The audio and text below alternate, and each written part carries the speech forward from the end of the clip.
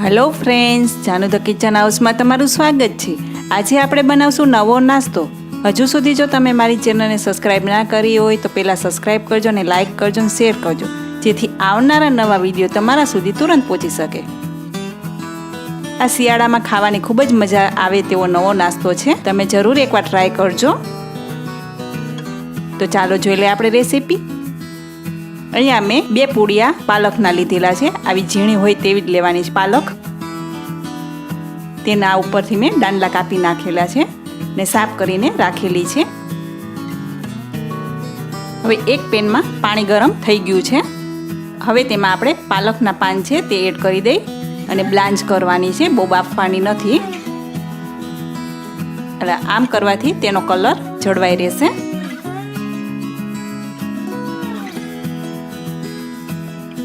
થોડોક તેનો colour change થાય ત્યાં સુધી જ રાખવાની છે। ત્યાં સુધીમાં આપણે એક બેટર બનાવી લઈએ। એક બાઉલ લેવાનું છે, તેમાં 1 કપ ઘઉંનો લોટ લેવાનો છે। તેની સામે 1 કપ ઝીણો રવો લેવાનો છે। સ્વાદ અનુસાર આપણે નમક એડ કરી દઈએ। 5 ચમચી જેટલું જીરું એડ કરવાનું છે। 5 ચમચી બ્લેક પેપર છે તે એડ કરી દઈએ। 5 ચમચી અજમો એડ કરવાનો છે। 2 ચમચી જેટલા તલ એડ કરવાના છે। બધું સરસ રીતે મિક્સ કરી દઈએ।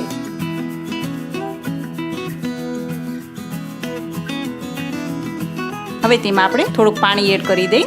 અત્યારે આપણે 1 કપ જેટલું પાણી એડ કરવાનું છે। રવો છે એટલે થોડુંક વધારે પાણીની જરૂર પડશે। ગાંઠા ન પડે તેનું ખાસ ધ્યાન રાખજો અને સરસ રીતે આપણે મિક્સ કરી દઈએ।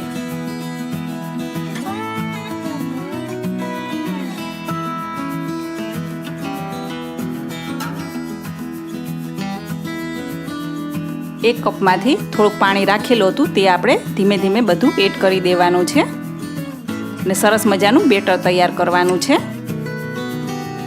जो तमने मारो विडियो अने मारी रेसिपी पसंद आवे तो मारी चेनलने तमे खूब झड़पथी सब्सक्राइब करजो।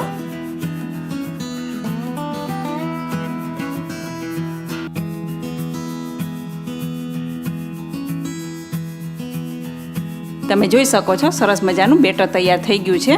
હવે તેને આપણે 10 મિનિટ માટે રેસ્ટ આપવાનો છે। ત્યાં સુધીમાં આપણે પાલકને પણ બ્લાન્ચ થઈ ગઈ છે, તમે જોઈ શકો છો। હવે તેને આપણે એક પ્લેટમાં કાઢી લેશું। હવે એક મિક્સર જાર લેશું, તેમાં જે બ્લાન્ચ કરેલી પાલક છે તે એડ કરી દઈએ આપણે।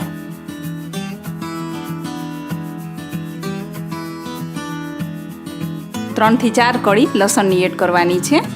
1 નંગ લીલું મરચું એડ કરવાનું છે। 1 આદુનો ટુકડો એડ કરી દઈ। 2 થી 3 ચમચી જેટલી આપણે કોથમીર એડ કરવાની છે, દાંડલા સહિત જ કરવાની છે। અડધા લીંબુનો રસ આપણે એડ કરી દઈ જેથી તેનો કલર જળવાઈ રહે।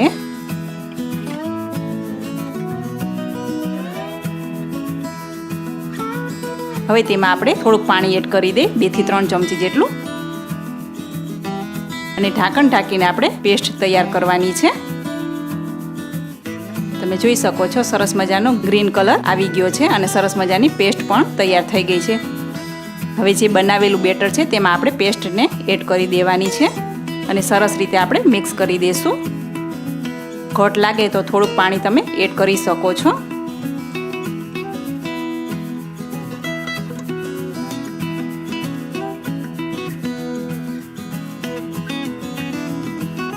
તમે જોઈ શકો છો આવું જ બેટર રાખવાનું છે।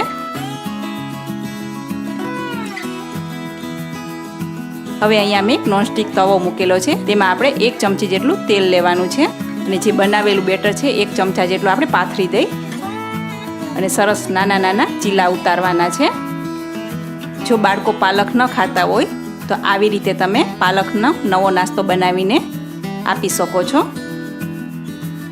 તમે જોઈ શકો છો ઈજીથી કિનારી છૂટી પડી જાય છે અને સરસ રીતે ઉથલી પણ જાય છે। બંને બાજુ આપણે ક્રિસ્પી થાય ત્યાં સુધી રાખશું।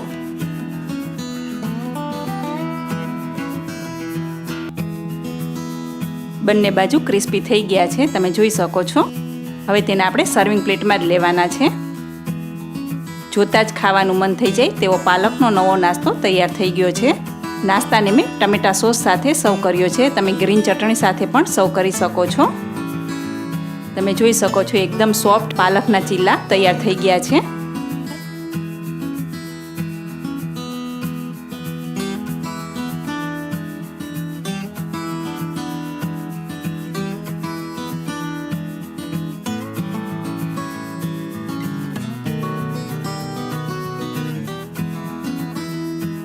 તો કેવી લાગી મારી રેસીપી? તમે જરૂરથી લાઇક, શેર ઓર સબસ્ક્રાઈબ કરજો અને મને કોમેન્ટ પણ કરજો.